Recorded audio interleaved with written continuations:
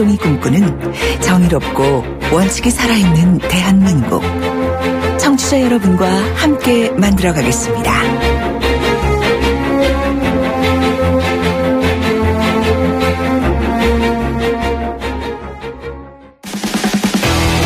돌려보고 비틀어보는 오늘의 이슈. 이종훈의 뉴스 측면 승부. 네, 오늘 핫이슈 한 가지 돌려보고 비틀어보는 남자, 시사계 진돗개 이종훈 박사 오셨습니다. 안녕하십니까? 네, 안녕하십니까? 박광훈 의원하고 좀 아쉬웠어요. 여러 가지 질문해보고 싶은 게 많았거든요. 아, 그러셨어요? 예, 왜냐면 이제 인수위 택이니까. 네. 예를 들면. 그럼 측면승부 싹 없애고 그냥 쫙. 측면승부의 중요성을 또. 예, 측면승부를 바로 넘어가자는 말씀인 것 같아서. 예, 바로 넘어가겠습니다. 오늘 이슈는 뭡니까? 네. 아리조나, 카우보이, 아리조나. 이런 노래 들어본 적 있어요? 있죠. 그럼. 예, 아주 옛날 노래인데요. 이게 무슨 위킬인가 뭐 그분 아니세요? 가수 이름을 잊어버렸어요. 예, 저도 뭐 가수 이름은 잘 생각 안 납니다만. 예. 서부 영화 제목 같은데 그건? 예, 오늘 이슈는 광야의 사나이입니다. 광야의 사나이. 예, 서부 영화 제목 같죠, 그죠? 예, 누구죠? 광야의 사나이가? 예. 뭐 배호씨 노래 얘기하는 거 아니고요. 예. 홍준표 전 지사가 홍 지사님. 예, 오늘 광야라고 하는 단어를 사용을 하셨습니다. 예. 왜요? 예.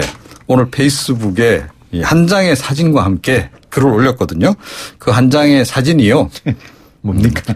아리조나 사막에서. 예. 예. 그 돌 위에 탁 걸터 앉은 사진을. 예. 페이스북에 올리셨어요. 그러고 이렇게 쓰셨습니다. 6월 4일 인천공항에서 곧 뵙겠습니다. 아리조나에 끝없이 펼쳐진 황무지를 보면서 다시 광야에 서야 하는 입장을 정리하는 기회를 가졌습니다. 라고 썼습니다. 제가 영어로 한마디 해도 되나요? 개인적으로? 아니, 뭐, 알아서. 방송에서? 그건 제가 판단할 문제는 아닌 것 같은데. 네. 이렇게 하고 싶었어요. No thank you. 이렇게 하고 싶었어요. 6월 4일 날 오신다 그러면 한 달 못 채우고 오시는 거네요? 그렇죠. 그러니까 지난 13일에 미국으로 떠나셨지 않습니까? 그러니까 대선 패배 이후에 뭐 지대권 뭐 조금 이제 정리도 하고 사실은 대선 기간 중에 그 차남 결혼식이 있었는데 불참했잖아요. 그 차남이 이제 미국에 살기 때문에 그 집에 방문해서 축하도 해주고 뭐 향후 전국 구상도 좀 한다. 귀국 일정 정한 바 없다. 이러고 갔는데 대략 언론들은 뭐 한 달여 정도 머물지 않겠느냐 이렇게 관측을 했었습니다. 그런데 그 한 달도 못 채우고. 당권 때문에 그렇습니까? 결국 그거죠. 예. 조금 전에 이 광야에 서야 하는 입장이라고 하는 표현에서 딱 잘 이제 어느 정도 우리가 이제 그 심경을 읽을 수 있는 건데요. 뭐 결국 당권에 도전하기 위해서 오는 것으로 이렇게 지금 볼 수밖에 없는 그런 그 상황입니다. 이 홍 전 지사 사실은 미국에 체류 중이었지만 계속 SNS로 당권에 도전하려고 하는 친박계 견제하는 발언들을 쏟아냈잖아요. 대법원 판결이 아직 안 나서 불안해서 그러십니까? 왜 그러세요? 그거보다는 일단은 뭐 자유한국당을 살리겠다는 겁니까? 다음 대권을 또 생각을 하다 보니 일단 이번에 당권을 좀 장악을 해야 되겠다 이런 생각을 좀 하는 것 같아요. 다음 대권까지 생각하고 계세요? 뭐 그러지 않고서는 사실은 굳이 이번에 당권을 꼭 쥐어야 될 필요성이라고 하는 건 없는 거거든요. 홍문정 의원이 그랬다면서요. 제정신이냐 낮술 하셨냐 뭐 이랬다면서요. 예. 그러니까 뭐 이 친박계에 대해서 워낙 이제 그 좀 험한 말씀을 좀 하셨잖아요. 지난번에 뭐 바퀴벌레처럼 숨어 있다가 슬금슬금 기어 나온다. 그래서 당권까지 이렇게 차지하려고 한다라고 하면서 친박계를 이제 비난을 하니까 홍문정 의원도 뭐 친박계인 동시에 사실 이번에 또 당권 도전하려고 하는 본 당사자 아닙니까? 그렇습니까? 그러니까 이제 발끈한 거죠. 낮술 드셨냐. 그런데 모르죠. 뭐 미국에 계시면서 낮술을 하셨는지 밤술을 하셨는지. 근데 광야에 서 있는 게 당대표가 되는 게 광야에 있는 겁니까? 얼마 전까지 대통령 후보로 나와서 500억 돈을 쓰시고 24%를 얻고 홀연히 대선에서 지고 난 다음에 미국 가서 자녀분 보시고 아리조나 관광지에서 사진 찍고 그게 광야에서 서가 있는 고뇌에 찬 모습입니까? 네. 이제 그 부분은 논란이 좀 있을 수 있는 거죠. 그죠? 그러니까 여전히 그래도 뭐 자유한국당이 원내 2당 아닙니까? 당연히 그래서 정당 국고 보조금도 더불어민주당 다음으로 많이 받습니다. 그렇겠죠. 연간 뭐 수백억 이렇게 이제 받게 되는데 그리고 또 이 자유한국당이 재산이 많잖아요. 예전부터 내려오는 부동산을 비롯해서. 그래서 뭐 그런 정당의 대표가 되는 게 과연 이 광야에 서는 거냐. 어떻게 보면 꽃가마 타는 거 아니냐. 뭐 이런 얘기도 좀 나올 수 있는 거죠. 그 청취자분들 중에서 우리 자유한국당을 사랑하시고 또 바른정당까지도 사랑하시는 많은 보수라고 생각하시는 분들이 제가 드리는 말씀에 조금 오해하실 수도 있는 부분이 있는데 정말 보수가 좀 반성을 해야 되는 그런 시기 아닌가요? 그렇죠. 자신들의 사실은. 대통령이 지금 수갑을 찬 모습을 보이면서 탄핵을 당해서 법정에 서고 있는 모습에 당권을 다투겠다? 이게 과연 제대로 된 보수의 가치를 국민들에게 보여주는 모습인가요? 그러니까 특히 이제 친박계가 사실은 나서는 건 좀 개인적으로 좀 문제다 이렇게 생각을 하거든요. 네. 예, 이제 그럼에도 불구하고 그러면 이제 홍 전 지사가 대선 패배에도 불구하고 그럼 당권을 또 쥐어야 되느냐? 당권이 정지됐던 사람인데요. 임명진 목사가 비대위원장으로 들어오셨다가 당권 정지시켰다가 다시 당권을 풀어줬죠. 왜냐하면 대권에 나올 만한 분들이 안 계시잖아요. 네, 그렇죠. 대권 후보를 내면 안 됐어야 되는 그런 상황이 아니었을까요? 그러니까 따지고 보면 그런 점에서 그러니까 지금 뭐 이렇게 당권에 도전하려고 하는 친박계들도 그렇고 홍 전 지사도 그렇고 지금은 조금은 자숙의 시간? 제 말씀이요. 예, 그런 그 좀 시간을 보내는 게. 그래서 제가 노 땡큐라고 그랬다니까. 그러니까 정말로 광야에서 시간을 좀 보내야 하는 거죠. 예수께서 광야에서 며칠을 지내셨죠? 아, 그거요? 예. 잘 모르겠는데요. 누구는 스티브 잡스의 비교를 하던데 이분은 또 예수의 비교를 해드렸어요. 좀 실수했다 싶었습니다. 야, 그럼요. 이건 말이 안 됩니다. 네, 죄송합니다. 오늘 말씀 여기까지 듣겠습니다. 네. 시사평론가 이종훈 박사였습니다. 카우보이 아리조나 카우보이 광야를 달려가는 아리조나 카우보이 발재증을 말아들고 청취자가 묻고 박 박사가 전한다. 방송을 들으시면서 궁금하신 사항은 문자 메시지로 보내주세요. 샵 0945번 우물정 0945번으로 짧은 문자 50원 긴 문자 100원의 정보 이용료가 있는 문자 메시지로 보내주시면 박 박사가 꼼꼼하게 읽고 인터뷰에서 대신 질문해드립니다.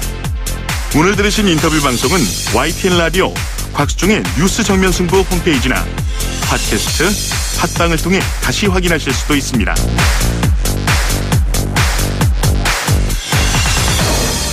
적어도 한 국가의 큰 정치인이면 그분의 입에서 나오는 말씀에는 내공, 흔히 말해서 위엄과 명예와 그리고 살아온 역정이 배어 있어야 되지 않습니까? 모르겠습니다. 저는 뭐 일개 소시민이라서 또 그렇게 생각할 수 있는 건지는 모르겠지만 조금 더 고민해 봐야 될 광야의 무법자이신 것 같습니다. 이번에는 이낙연 국무총리 후보자 인사청문회 얘기 좀 해볼까 합니다. 인사청문회 위원이시죠. 자유한국당의 강효상 의원 전화 연결되어 있습니다. 안녕하십니까? 네, 안녕하십니까. 강효상입니다. 네, 바쁘시죠, 의원님? 아닙니다. 예, 아직도 지금 청문회 진행 중이시죠? 그렇습니다. 예. 예, 중간에 좀 나오셔서 인터뷰해 주시는 것 같습니다. 감사합니다. 네. 어떤 부분을 지금 가장 집중적으로 보고 계십니까? 네, 저희 한국당은 야당 입장으로 오늘 첫 번째 갖는 청문회고요. 문재인 정부의 또 첫 번째 인사청문회입니다. 한국당은 후보자의 도덕성과 국가관 등에 집중적으로 추궁을 했고요. 다만 의회의 품격을 유지하면서 청문회에 임했습니다. 예, 강효상 의원, 말씀하십시오. 죄송합니다. 다만 그 이낙연 후보자께서 자료 제출에 너무나 비협조적이었습니다.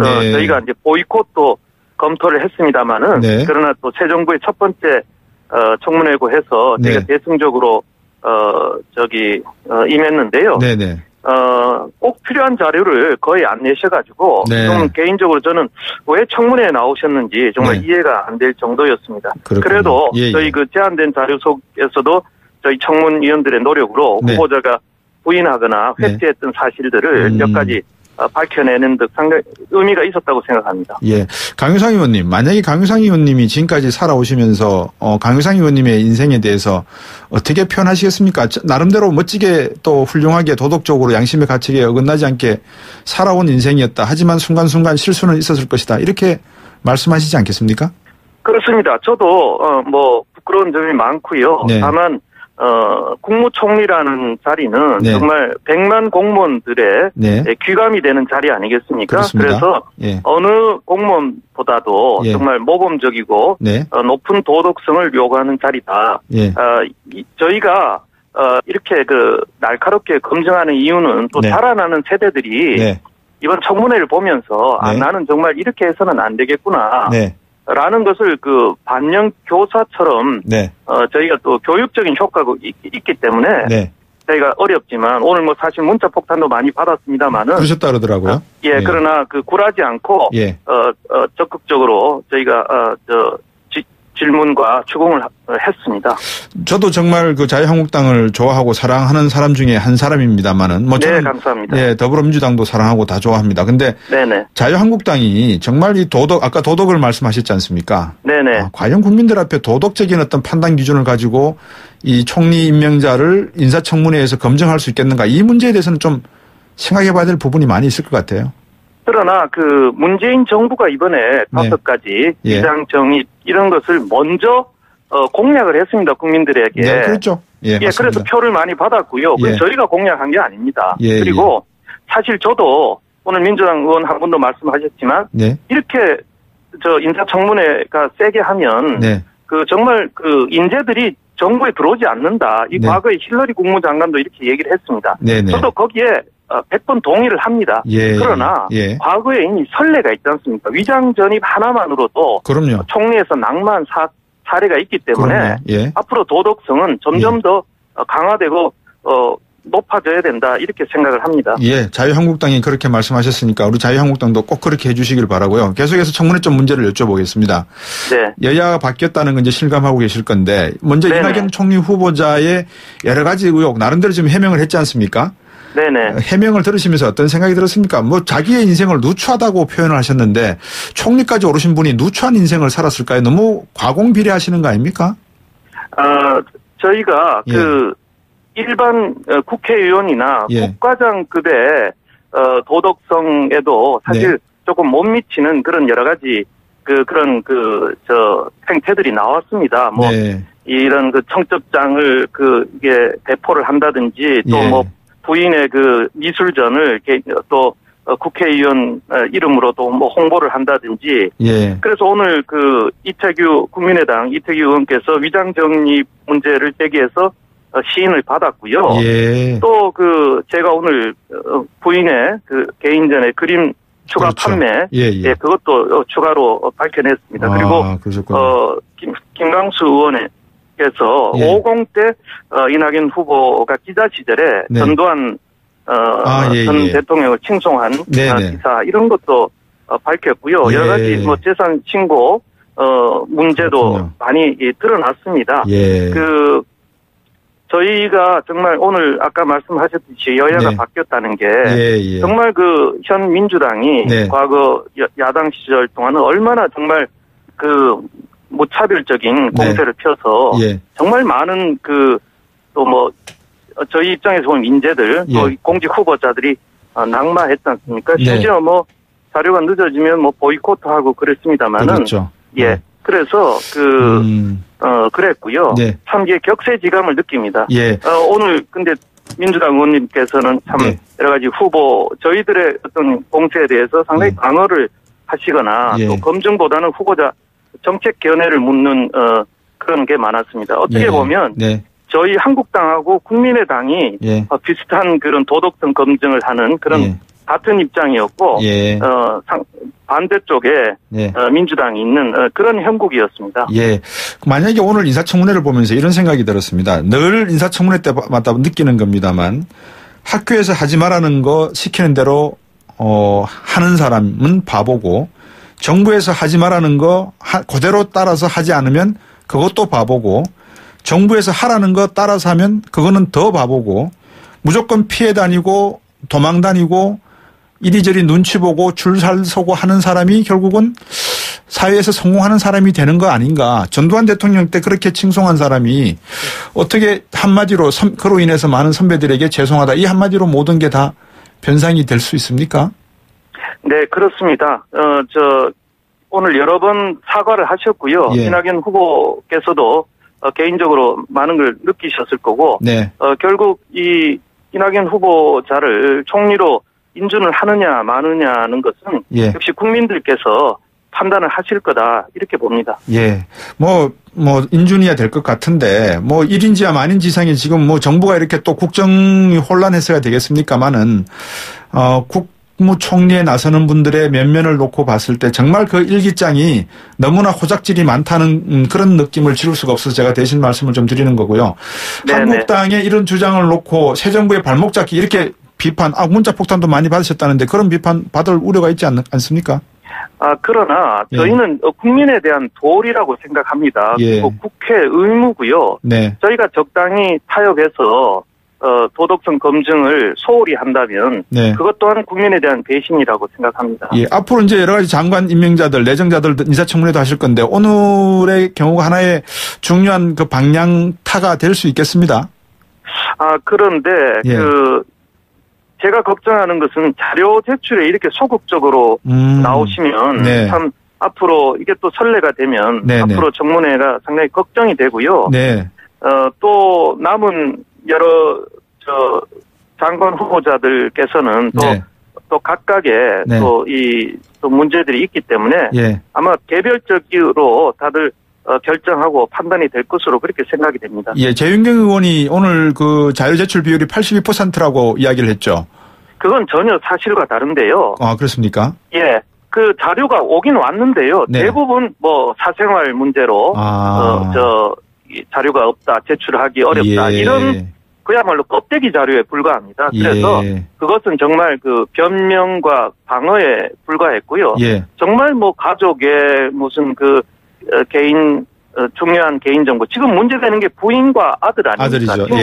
최순실 사태 때는 뭐 그 부인과 아들 아닌 뭐 완전히 남이 그렇게 그 비리를 저지르는데 지금 가족의 문제도 검증을 못하게 한다는 것은 저는 참 있을 수 없는 일이다 이렇게 생각을 합니다. 이번에 좀 그 자유한국당이 세게 나가는 게 4대강 정책감사 지시로 좀 감정이 상하신 면이 있습니까?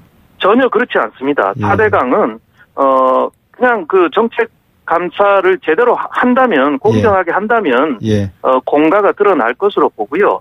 저희가 MB 정부나 과거 그 4대강 문제에 저희가 방어하거나 변호할 이유는 전혀 없다고 생각합니다. 내일은 정책 검증 중심으로 하실 거 아니겠습니까, 그죠? 저는 그렇게 작정을 하고 준비를 하고 있는데 오늘 그 도덕성 문제에 자료가 또 안 오고 그래서 오늘 오는 자료를 봐서 내일 또 추가 질의가 있을지 좀 판단을 해보겠습니다. 문재인 대통령이 후보 시절에 병력 면탈, 부동산 투기, 세금 탈루, 위장 전입, 논문 표절 이 5가지 비리 관련자는 절대 고위공직에서 배제하겠다 공약을 했거든요. 그렇습니다. 그러면 여기에 걸리는 분들은 장관이든 스스로가 물러나심이 옳지 않을까요? 오늘 이낙연 후보도 위장 전입, 부인께서 강남 쪽에 학교에 전입하기 위해서 위장 전입을 했다가 물론 실패했습니다만은 그것도 상당히 부끄러운 일이고요. 실패했군요. 왜들 그 고위공직자들은 뭐 아들도 뭐 청담동에 집을 전세로 얻어주고 부인도 강남으로 가려 하고 본인은 개인 돈이었고요, 그죠? 그래서 그런 문제가 참 걱정이 됩니다. 6976번님이 이렇게 문자 보내주셨습니다. 청문위원님들께서는 국민을 대신해서 총리 자격과 도덕성을 철저하게 검증해 주시는데 최선을 다해 주시기 바랍니다. 단순한 발목 잡기나 정부 밀어주기 또는 편가르기가 되지 않도록 검증자도 경직하고 공정하게 임해 주시길 부탁드립니다. 지켜보고 있습니다. 이렇게 하시군요. 이렇게 말씀 주셨습니다. 좀 참고하셔서 내일 정책 검증하실 때도 많은 좋은 질문, 날카로운 질문, 전책을 검증해 주시길 부탁드리겠습니다. 공정하고 하여튼 최선을 다하도록 하겠습니다. 오늘 말씀 잘 들었습니다. 감사합니다. 감사합니다. 자유한국당 강효상 의원이었습니다. 3부로 돌아오겠습니다.